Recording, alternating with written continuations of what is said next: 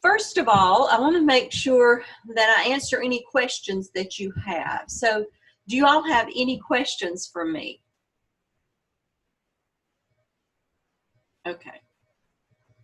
I want to go over some reminders from tasks 4 and 5. Task 4, some of you that used a PERT chart, it may not have had enough information on it, and that's why I would tell you to ask Dr. Bullis what he thought about it. And sometimes he would say that you needed more information in it. Dr. Stedman had suggested that you follow the information where you do sort of the chart with that looks like an action plan that tells what you're going to do, who's going to do it, when is it going to be done, how are you going to know that it's been successful. So just make sure before you make your final submission and put your whole document together, make sure that you have enough information in there that it summarizes what you're going to do in your action plan. So I want to make sure that I mention that. The other thing in task 5, I really think that a lot of you are looking at the example rather than looking at the rubric. And remember, in the rubric, it mentions coursework, artifact development, which is the AAPSL, and your internship. Do not get confused the competency folio with task 5 or the task of any one of these particular items.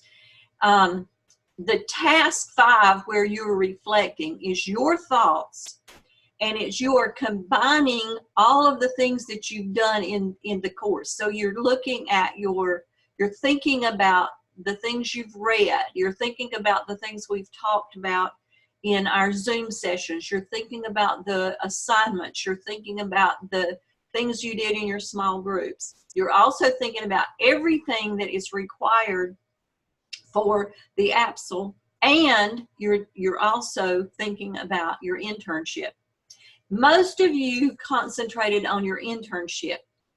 Those activities are the ones that go in your competency folio.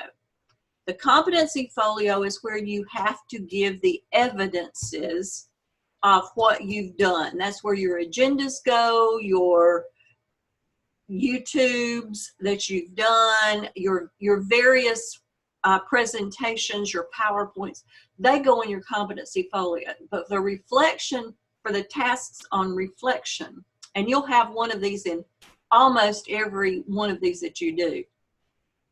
What you're doing there is thinking back and how did the whole course, all the 3 components, there's 3 basic components of the course, which is the coursework, the artifact development, and then the work at your school. How did those 3 together help you become more competent in each one of those competencies that you've listed? And each semester you'll have a certain number you have to deal with, and then you'll choose probably 4 more of your own that you want to look at. So I want to make sure that you realize the difference between the competency folio and the task. Now, you don't have to refer to all 3 of them in each one of the competencies.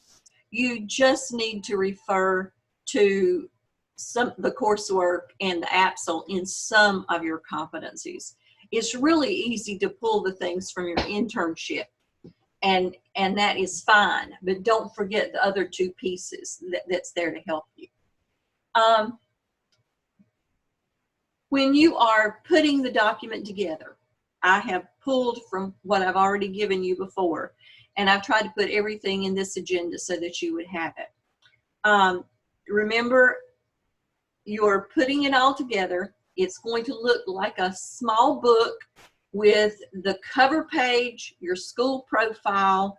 Then you start out with task 1, task 2, task 3, task 4, task 5, your references, your appendices. Your references, you combine all of the references for all of the tasks that you've done, put them in alphabetical order. So, and then you put it together. And each one of the tasks should begin a new page instead of them just running together. It just makes it neater, and it makes it cleaner, and it makes it easier for your evaluators to pick up. The other thing about your evaluators, you may be talking about PLCs, and while I know that that is required in your coursework, it's also required as part of your AAPSL. If you don't state that in your comments, your evaluator is probably not taught this course in several years. So unless they just remember, they're looking strictly by what's on that rubric. And if you don't say clearly what it is, then they're not going to get it. So they're not going to make those connections. So you have to do that for them. So just don't forget that. And so I wanted to just go over that because this is the week where hopefully most of you can start putting your document together. When you do submit it, you submit it to me under Turn It In.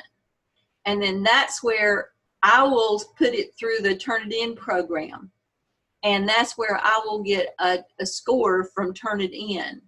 And then I will send you what the score is, and I will tell you whether it needs to go on. And I still, even though it is what you think is your last, if I see something wrong, I will still tell you in the comments before you submit it to TaskStream. And somewhere along the line, Dr. Bullis needs to have looked at it as well. And he may want to look at it before you submit it to Turn It In. Because if it goes through Turn It In, then that's usually the last step. So you just honor what Dr. Bullis asked you to do. All right, any questions about anything I've said or anything, does that bring thoughts to your mind that you need to ask questions about?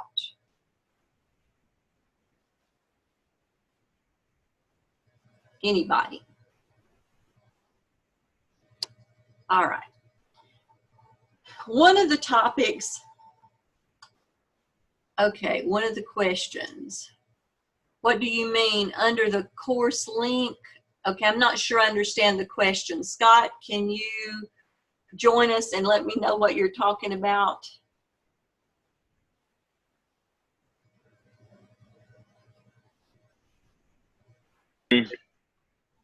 Okay, I can hear you. Okay, when you say submit to you, do you mean underneath the course link? And then it's on the side, and okay. It says Turn It In. AAPSL Turn It In. It's on the side. When you pull up the page, it's there. Now, I may tell you where to go to submit it, but I usually, if it's an assignment, I don't usually put a link to that. I put the links to the discussion board because I can do those easily, but most of the time I'll tell you where to go find it. Okay? Good question. Anybody else have a question? Okay. All right. The next thing I want to go over is all of you know that we're in the digital age. We're in the technology world, and we also know that it changes frequently. Some of the inventions that are there now were not there 10 years ago, and some of the things that you'll be doing and adding every year are just now being developed. A lot of times the new technology is so expensive that schools can't afford it for several years down the road till it sort of becomes mainstream. But the state of North Carolina, and I feel sure South Carolina has the exact same thing, has come up with competencies, technology competencies for both the teacher and for the administrator. So if you'll get your agenda, I'm going to try to share the screen with you, and we're going to look at these if I can get it to work. Yeah, it's working, and it's not closing me out. So I suspect South Carolina's look very much like this, because I imagine that most of the states got together and came up with what it is they want their teachers and their administrators to be able to do. I'm not going to read all of this to you, but I'm going to point out the 4 areas. For the classroom teachers, And why this is important to administrators is you need to make sure that if your teachers don't have these skills, that you help them figure out where they can go to get these skills. So for classroom teachers, they're supposed to be able to demonstrate leadership in accelerating integration of digital teaching and learning. So what this means is to engage in virtual and face-to-face learning communities, take initiative with their own personal growth to inform their practice, demonstrate leadership beyond their classroom, engage in peer collaboration, problem solving, and promote open lifelong learning. And that includes dealing with technology. And then the second one for teachers is the digital citizenship. Teachers will model and teach digital citizenship by the ethical, respectful, and safe use of digital tools and resources that support the creation of a positive digital school culture. All right, now what's that really telling you you're supposed to be able to do? What's that mean to you? It's a lot of words, but what does it really mean?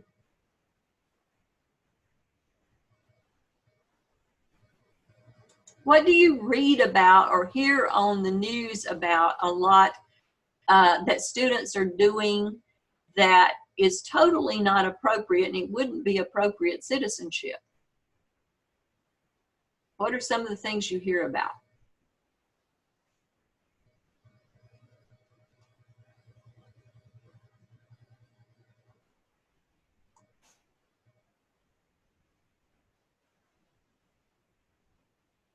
No ideas? Surely you know. Let me give you one example. What about bullying? What about the one that's being prosecuted in one of the colleges where students, a girlfriend talked her boyfriend into committing suicide? You know, it's those kinds of things that you've got. What this is saying is that we've got to teach our students appropriate use of the digital tools. Well, a cell phone is a digital tool.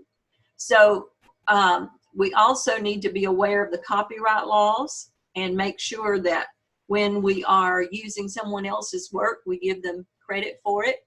And, you know, how should students use cell phones? How should they use any type of media? Should they take pictures that are going to be inappropriate? You know, no, they shouldn't. But one of the things that students don't think about, and that's where we come in, they don't think about the pictures they make now may show up when some college is looking at them to come to their university, or when some school is looking at hiring them, or some company is looking at hiring them. Anything that goes on the internet, even though you take it down, it's still there. So you don't want something on the internet that's going to give a bad impression, or that someone is going to be able to make assumptions about the way you live from what you have posted or allowed to be posted. So, you know, it's your job to help these students understand that people make assumptions, and there's a lot more technology that various institutions are using to find out about them. So that's where it becomes really important that we teach them the ethical, the respectful, the safe. That's a real big one, the safe use of digital tools and resources. And you also want the things that they post about your school to be positive. So you need to help them understand that the information they're posting basically never goes away. Then the next one for teachers is digital content and instruction, that they will use appropriate digital tools and resources. And then the last one is that they will use technology to make data more accessible, adjust instruction to better meet the needs of diverse learner population, and reflect upon their practice. Now, this is probably the one that most teachers and most school personnel think about, because the different programs that schools purchase to help deal with particular issues at the school, they often will have built-in assessments. Those built-in assessments will help the teacher adjust what they're teaching. The other thing that you have to understand too, and you'll probably get this when you take the course on measurement and assessment and research. Sometimes the tests that are made by companies are not the best ones. They're not the best reflectors of what students really know. So you have to keep in mind and have to keep an open mind and question whether you are getting the information that you need whenever you are getting these assessments. So those are the parts of what teachers are expected to do. So those are the competencies teachers are supposed to know, and underneath them are the things that are included under each one of those major topics. Now for school administrators, you all have a set that you're supposed to, when you're the school administrator, that you're supposed to be looking at. You're supposed to create and communicate a vision, tried to combine two words, vision for digital teaching and learning. And that's to become part of the strategic plan for implementation and execution. You are to be the lead learners in your school. You're to model appropriate instructional practices and ensure content covers appropriate digital tools, resources, and pedagogies. You are also to leverage digital tools and resources to develop a positive culture of learning that seeks continuous improvement among staff and students. This is really important to remember, staff and students. Then you are to develop a personal learning network and demonstrate a dedication for continued growth and excellence. Now, when you get into a school leadership role, while you think you have friends, you probably do have some, but the higher you go, the less you can trust a lot of people. And I know that sounds really awful, but it happens to be, you have to question, is this person telling me this because it's for the school system's best interest, my best interest, or what can they get out of it? And I hate to put it that way, but the higher you go, many people will start trying to use a friendship that they had with you, and it won't always be in your best interest to trust them with the information you have. Yes, be honest, answer their questions, but be careful what you share. Make sure that if there's anything somewhat confidential or anything controversial, make sure that the people you trust with the information can be trusted. Most of the time, you can trust your superintendent or the one that is responsible for your school. Most of the time, you can trust other principals. Most of the time, you can trust your assistant principals unless those assistant principals want your job. And so I'm not saying this to make you overly cautious, but I'm just trying to let you realize that there are people out there who do things not because they are your best friend, but because they look at what you can do for them. And sometimes they're not straightforward with you. Sometimes they don't share what they're really up to. So, you know, you've got to look at all of those things. And that personal learning network will become different the higher up in jobs that you go.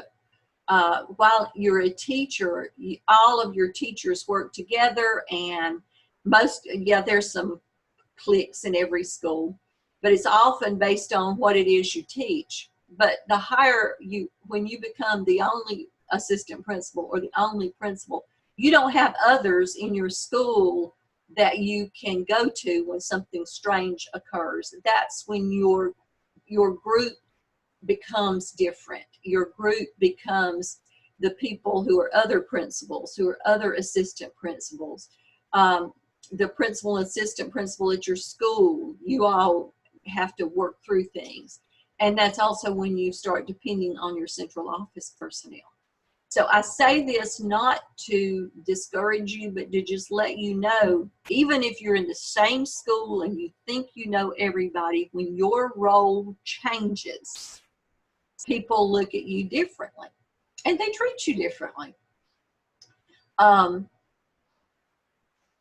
Sometimes it's not in your best interest to be given a principalship in a school where you were the teacher, or even an assistant principalship in a school where you were the teacher, because sometimes you need to be away from the people you know and develop yourself before you go back in a situation like that.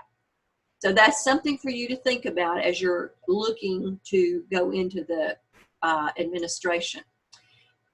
Then you are to engage all stakeholders in the purpose and function of the school.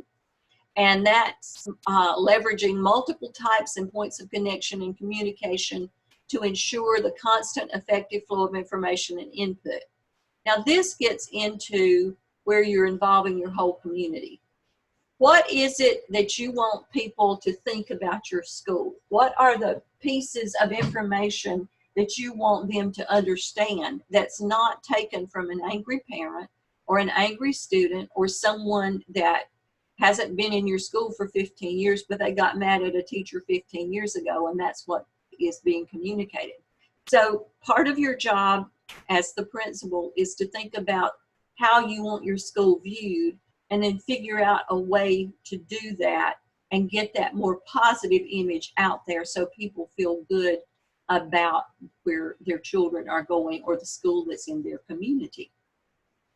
There has been several research studies done over the years where people will ask them what they think about schools. And it's always the school in their community that they rate highest. Well, that's because they know the people there and they have a good opinion about what goes on there. So that's what you want to get out, the positives. You want the community to feel that they can come in. Yes, you need to control it, especially when you have all kinds of people in the community. You need to know who they are. But, you know, you still need to be the one that controls what that image is. So that's part of where the technology comes in. In the past, we usually had to depend on newspapers and television and radio. Well, you still have those former methods of communication, but you've got your school website, you've got teacher information that they can send out, you've got all kinds of different methods of contacting your parents and talking to them and making sure that they get the information they need that were not available several years ago. So just be aware of what they are and then how to use them. Now, in the chapter that was, I think it was chapter 14, is that you had to read that dealt with technology. And so I pulled one of the things that schools have to do is a technology plan. And usually those come from the state. It'll often come to the career and technical education director or the technology director, and they'll have to develop, and it's usually a 5-year plan. And in that 5-year plan, they have to have what they expect the teachers to do as the students, and then they have to come up with a cost of what they're going to need to replace. And you have to have an ongoing funding. And most of the time, the state does not provide you enough money to do what you need to do to keep your school where it needs to be technologically. So you have to use some products that probably you don't feel are the best, but they're affordable. And you also have to, if you really have some major needs that have not been taken care of for several years, you probably have to start a fundraiser with parent groups and hopefully some community folks that'll come in and help you. So that's one of the things that you need to be aware of as a principal. There are the technology plans. The principals are usually responsible for developing it with the staff and the community, more so the staff for your school But in some situations, the community may be needed to be brought in order to help you fund or get you donated some things. Now, this is usually part of an overall school improvement plan, and usually these plans are turned in to the central office person and they compile them for the district. Then they're usually sent to the state. But you will follow the directions given to your school system by the person in charge. So in some situations, it's 2 different plans. In others, it's 1 plan. Now, when I was working, we had 2 different plans. We had a technology plan that had to be turned in. We had the school improvement plan that had to be turned in. So you follow the directions of what it is at the time being. And most of the plans are developed for 5 years, but you update them annually. And the things that you have to include usually are how you're integrating technology into instruction, how you're using technology in school management. That is talking about discipline. It's talking about attendance. It's talking about scheduling. It's talking about setting up your day. So that is what that one's talking about. And then how are you training them in using the technology? And then what are you doing to make sure that the students are meeting the competencies that they need to meet? So that's just a little bit about the technology plans. Again, your central office will have someone who will be responsible for putting it together for your district, and you will follow those directions, and those usually come from the state.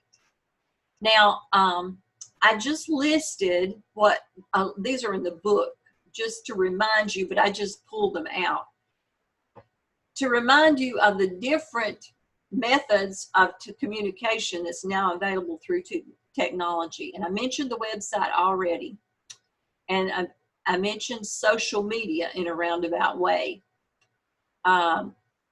Just remember that people use social media for the wrong reasons. Sometimes they will use it because they're mad at someone, and they'll try to make them look bad. So just have somebody spot check what's being said about you. Digital citizenship, that is a piece that you've got to be very aware of. Email, all of us are used to email, and there's nothing wrong with using email, but remember, email cannot be interpreted as well as, okay, I hit on something and it went to the wrong screen, so I'm going to see if I can get back to where I was. I'm hoping you all can still see it. Okay, so email, be careful what you say, and make sure that when you hit reply to all, you mean it to go to all, and you're not talking about someone that's in that list. So be very cautious, because when you're not talking face to face or even on the telephone, you can't ask questions, and people can interpret some brief answers that you give in the wrong way. So just be very cautious about that. You also, when you're coming up with using email, there should be some kind of policy or program that tells how it's to be used, but you also need to have the ability to terminate a user's access, because if people are using it for the wrong reasons, you need to be able to terminate that. That's also true of their use of the internet. And then other forms of communication are the telephone message delivery systems. Now, those are usually very, very expensive, but it's almost like you can't do without them anymore, because they are so important to your school in the ability to get out information quickly. Then texting, that comes in very handy, but that would also come in with your internet and email policies. Telephone and web-based school surveys, social and professional networks, administrator education blogs, Twitter, Pinterest, videocasts, and educational electronic newsletters. So those are all, and there's probably more than that. That's just the list that was in your book. Now, the next piece is cell phones. And schools have varying opinions about cell phones. Some think that it's fine to have them. Some have a bring your own device, which allows them to use it. But the school systems are going to have their own policy. So make sure you know what the cell phone policy is. You don't want students sitting in the classroom using the cell phone to text their best buddy and not listen to the teacher.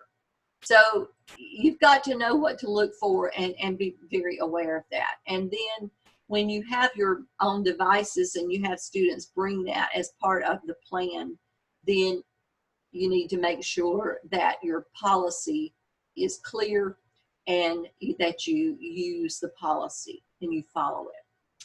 Another way that technology is being used more and more is in security plans, especially if you have security cameras. So I am covering a lot of this material, and I know that you all can read, but I just want to go over several of these things, and then I want to give you a chance to talk about them and ask questions. But when you're doing a security camera and you're looking at them, you've got to think of several things, and your book does a good job of bringing this out. What types of facilities are you monitoring? And what do you think is the most pressing threat? Where do you what kind of security do you have now? And does your school system have a security protocol? Are there problems with crime and violence in your surrounding area? Not at your school, but in the community around you. Have you ever wished that you had caught a specific incident on camera? Are there areas in your school where students congregate and those areas have problems?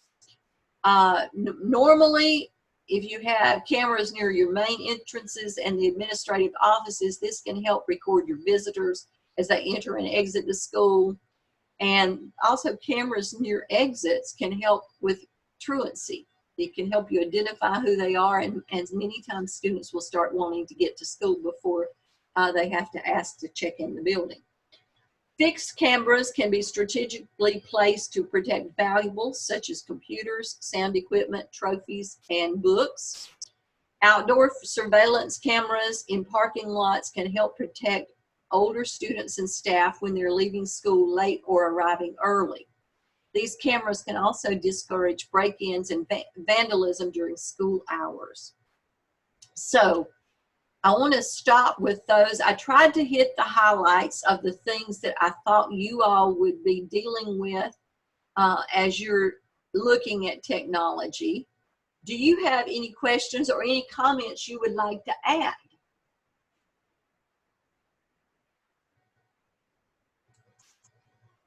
You're awfully quiet tonight.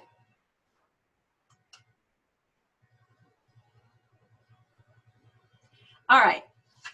Those are the main things in the technology chapter I wanted to go over. We've got a few minutes left, so I want us to look at the case study that's on page 364 in your textbook. And it is the case study that's looking at where will your money come from. Now, we're talking about technology. Now, this is talking about a lot of things, but you know, if this had been your discretionary money, it would have been one of the areas you could have used for technology. But if the central office and the district decides to come up with a different plan, then it's not going to be an option for you. So that's the reason I said think about the case from the perspective of technology and the school lunch program. Remember, if you are in North Carolina, and I think it's nationwide, if you have a school lunch program, you are not to allow any soft drinks or snacks to be sold until after the last student is served lunch. There's not to be any in the morning, and there's not to be any allowed until after lunch is served for students. Some districts have already taken out snack and drink machines, or they have them locked up until after school. There's a reason for that. The school lunch program sometimes is the only decent meal and maybe the only meal that some of your students will get. And so it's really important that they eat and that there not be attention brought to them. Most schools have taken care of the lack of attention being brought to them because they've usually put in programs where every student in the school is given a number, and it's their lunch number, and they come through and they give the number, and everybody has an account. So that's a way that students are not pointed out if they are free and reduced. You can, a lot of parents can pay ahead, and they do that and tell the lunchroom staff, call me when I need to put more money in for my students. So they've done that. But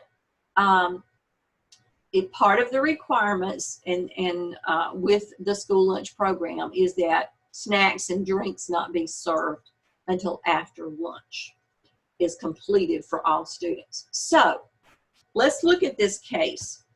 Who would like to give me a brief summary of what this case is about?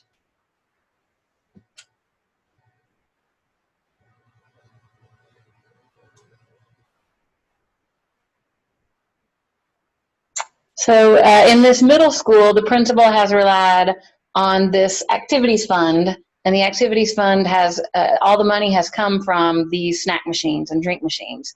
But now it seems pretty clear that the county is about to shut that down. So that means that most of the funds are no longer going to be available for field trips and places that charge admission and special events and things like that.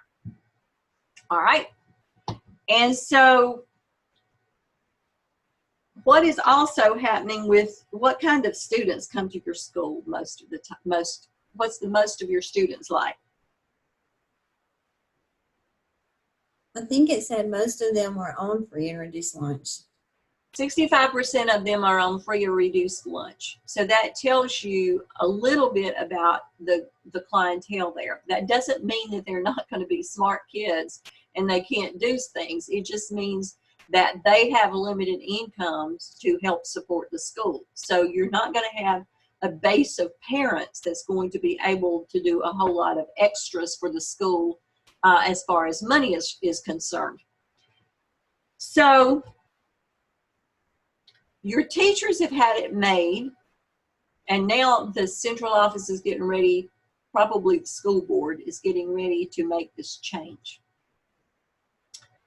So the question that the case study says is, what are you going to do? I put a few more questions there that I'd like you to think about. Is there any way that the use of technology could help provide the money for the activities if the school system cuts out the use of machine sales for snack foods and soft drinks? And what could you do to get the money that you're needed? So how could you use technology to get some extra money for these school activities?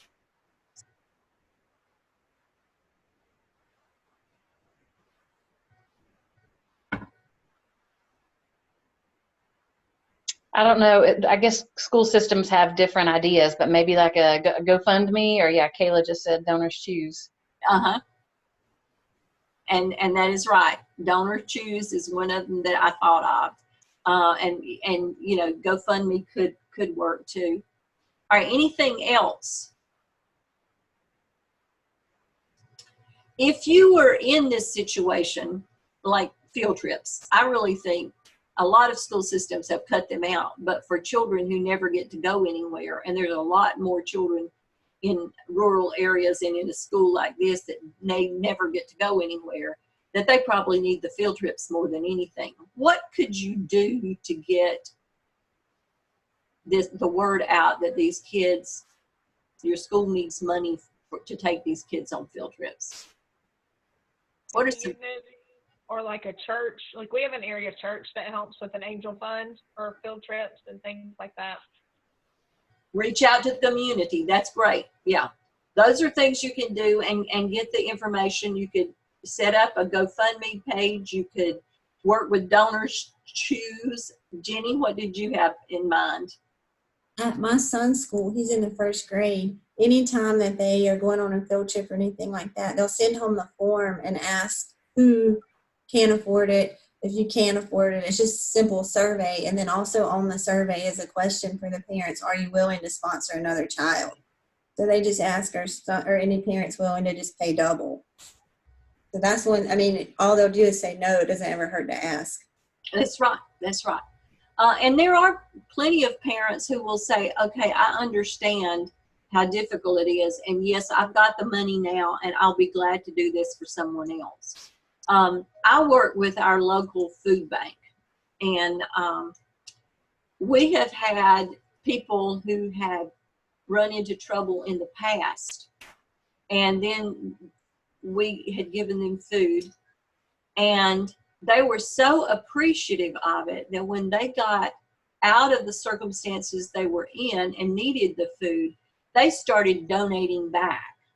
And they donate, like one was a truck driver, and he was temporarily out of work. And so he had to use the food bank. But he told them, you know, as soon as I can get back to work, then I will be contributing. He brings in things that he delivers food for various places, and some places when it gets too old and they don't keep it in their stores, they give it to him. He brings it to food bank, to food pantry. So there are plenty of people that when they realize they've been helped, they'll be more than happy to help others. Not always, but there are some of those there. So the next question probably should have been before this one.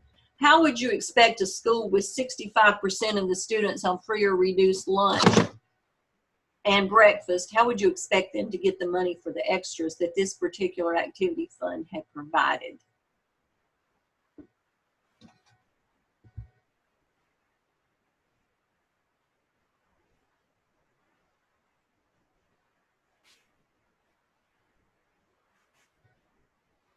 I have a friend that's a principal, and she asked every year on social media if the community wants to sponsor teachers, maybe to get books in for to give as gifts, or she has one thing where she does a shoebox where she asks them to fill a shoebox with things for a teacher, like all her staff, and she has them numbered off and she assigns them. And I think that's a good way to still get some incentives to keep morale up, even though you're maybe limited to your budget. That is a real good idea. One of the schools that I'm aware of sends out a letter from their PTA requesting that businesses in the area help them by sponsoring a teacher. You know, and they will tell you, you decide what teacher you're going to sponsor, and basically it's by grade level. And this is a K-5 school, K-6 school. So that's where they get some of the money from that. The next question is, how do you deal with the dilemma between providing extras for your students and using good judgment for getting the money your school needs for providing those extras? And that's getting back at why the system is looking at cutting this. And that gives you your dilemma. You want to provide the extras, but at the same time you want to do it in a healthy fashion, and you want to follow your rules. So it provides you with the dilemma. Before the decision is made, is there anything that you could do that would possibly allow you to still have some monies in the activity fund? Can you think of anything that you might do preventive? I think it's pretty important to address the fact that the students are skipping lunch, the kids who might not get a meal otherwise, and they're going to those snack machines and getting those unhealthy foods to begin with. So maybe some talks about, you know, balanced lunch, healthy lunch, what the cafeteria offers. The school that I was in previously was kind of a high poverty school, very similar to the one it seems like we're talking about here. And we kind of had to showcase the cafeteria. We had to revamp the lines and put up signs and make it seem like a more inviting place, so that the stigma, the oh, gross cafeteria food, was gone, and it was more of a place where kids felt, you know, more supported and more inviting. And, you know, a place where they could also go by and get a little backpack of food for the weekend, those kids who need it the most. And then maybe some discussion on what they're going to do with their money afterwards, the money that they haven't put in those vending machines.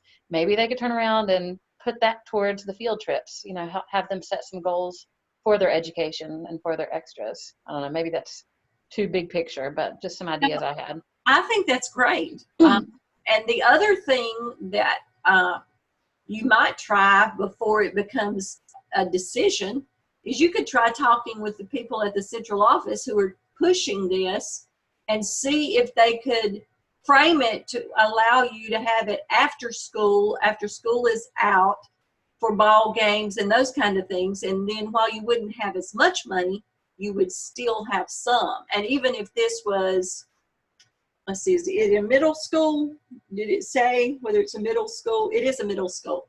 They're going to have ball games. And so that would, if you could convince them that it was okay to leave the machines there and not serve anything until after the last student leaves on the regular route and have it connected, you would still have a little bit that would help you some. So you could always try talking with them.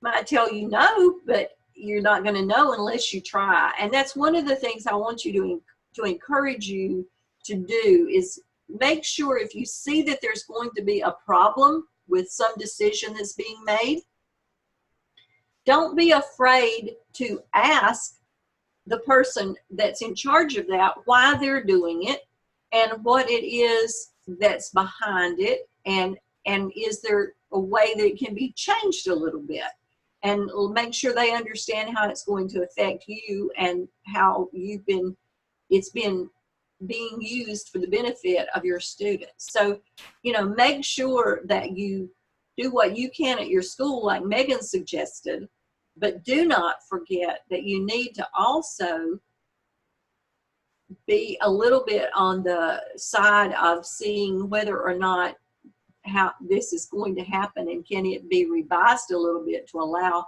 you to still benefit. And then the last question I had is, if you were in this situation, what would you do to try to get the money for field trips, transportation costs, clothing for the needy students, and all of those kinds of things? How could you, we've already talked about some of the things, but if you had a fund that you could either go with a GoFundMe page or and just put field trips in general, and then your teachers would apply to get the money they needed. And most of the time the field trip money is for transportation costs. It as much that as it is a ticket. Sometimes it's for a ticket somewhere, but a lot of times it's the transportation cost if it's a field trip that's close by. How could you deal with the clothing part?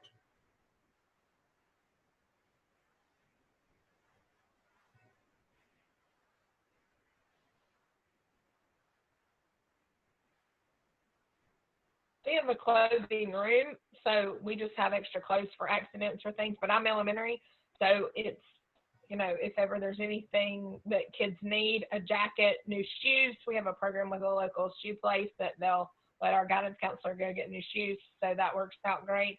And then around the holidays, we have teacher recommendation, or if the parents feel like they need help at Christmas, then we have, you know, that as well, Thanksgiving, like, you know, holidays. That's good. And then also don't forget there are community programs you can send students to, make suggestions to their parents. There's usually a Christmas program in most communities that children that need it can be referred to. It's often in connection with social services, but social services, all of the children don't have to be on social services. They just are often one that will work with the Salvation Army in order to get that done. So look at your community for resources that's available for you. You might petition, if any of the businesses have signed up to be your business partner, you might petition them for some funds for the field trips and for the things like that. All right, do you have any other questions or thoughts about this particular situation?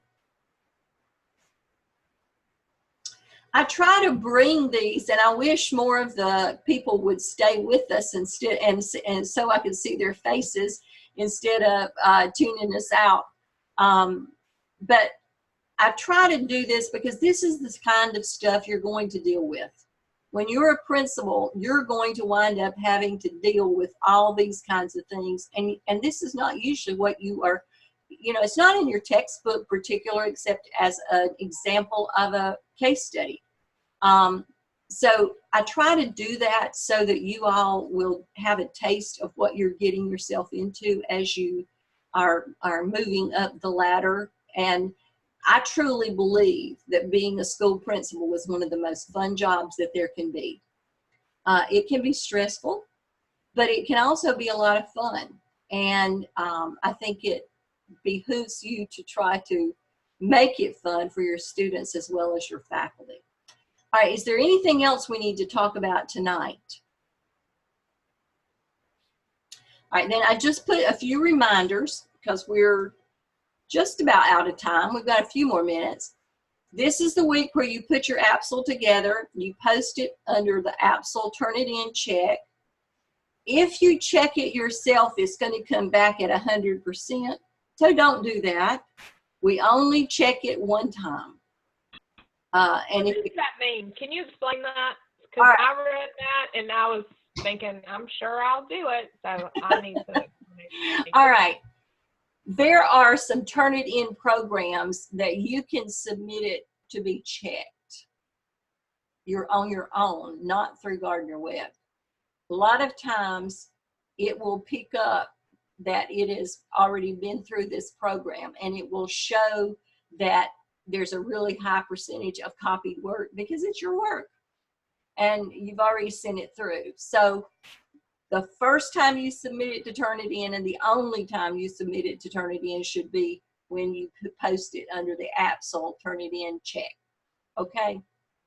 So some systems have Turn It In as part of the things that they use with their high school students, or a program like Turn It In. If it's not Turn It In, it probably wouldn't hurt. But with Turn It In, then it can sometimes pick it up that it has been viewed already, and so that somebody's copied it 100%.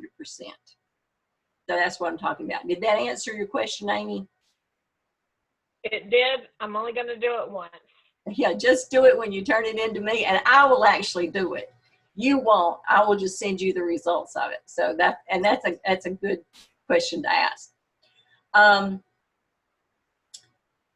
There is an article there about a 21st century administrator. So read that. And then really important, make sure you work with Dr. Bullis. We're getting, as soon as this AAPSL is finished, then you need to concentrate on getting as much of the stuff in your competency folio, and you work with Dr. Bullis on that.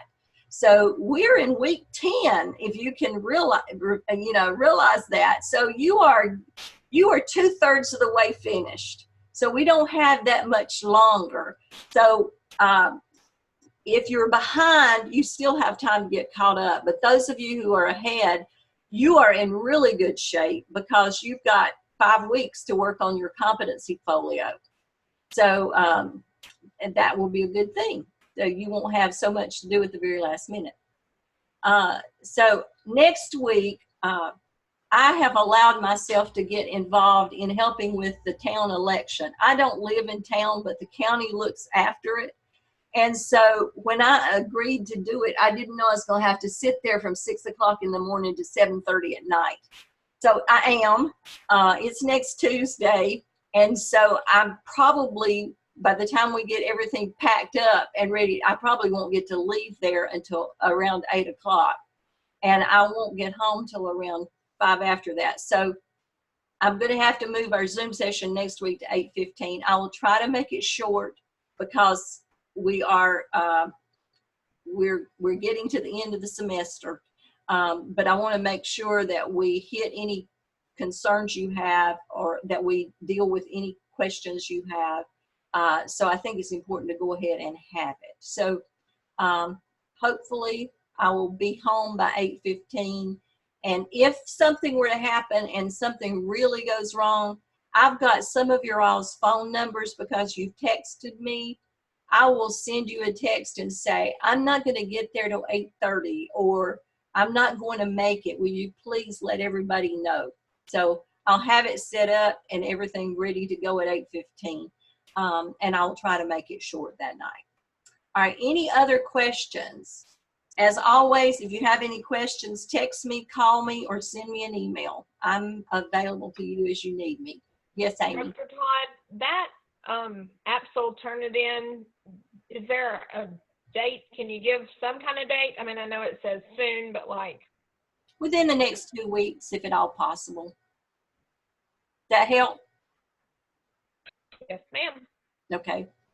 Another quick question in regards to Turnitin. We got an email from Dr. Bullis that said when you include the task narrative at the beginning of each task, that could actually lower your score. And so he said we could include it or not. It's up to us. Do you have a preference? Do you have a recommendation? I agree with Dr. Bullis. I think what it does, it increases your score, and you want your score to be as low as possible with Turnitin. Are you familiar with what Turnitin does? Yes, doesn't it check it for plagiarism? It checks it for plagiarism. So if there's 2 of you in the same school, yours are going to be higher than if all of you are in different schools. But it's because you're using the same set of data, but your writing should be different. So that's what it's doing. It's looking for plagiarism. So the higher your score is, the more of a, oops, something's wrong here. So, you know, we look at them individually, and if it's way high, we start sending questions back. Like one time it was real high, and I said, did you submit this to turn it in somewhere else? And what the person had done, instead of following our directions, they had submitted it to TaskStream, and TaskStream had checked it before we got the opportunity to do that. So it does show up. Of course, TaskStream is still using Gardner-Webb's Turnitin, but as long as you've got things referenced, it's not plagiarism. So that's why we go over how to do references, follow APA, and that kind of stuff. So as long as it's referenced, you're not dealing with plagiarism. So yeah, that would be, I would leave it out, because I think that that's just there and it gives all the directions. But if you've got it labeled clearly, task 1, prompt 1, prompt 2, and you've got your subheadings, then I don't think you have to have all that first part. But that's just me. I'm like Dr. Bullis. It's really your decision, but I agree with him that it can increase your score. Good question. Anything else? Okay. Well, I will stop the sharing, and then I will stop the recording. If anybody has a question that you need to talk with me about, I will stop the recording and I'll still stay on, and you can ask me a question if you've got that. Anybody got any questions? All right, I'm going to